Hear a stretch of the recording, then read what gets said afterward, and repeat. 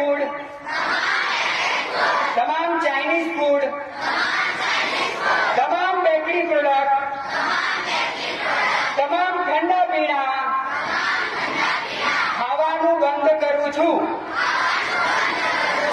અને મોબાઈલનો જ્યારે જરૂર ના હોય ત્યારે ઇન્ટરનેટ ડેટા બંધ રાખીશ અને મોબાઈલની ફાલતુ ગેમ રમવા માટે ક્યારે પણ મોબાઈલનો ઉપયોગ નહીં કરું.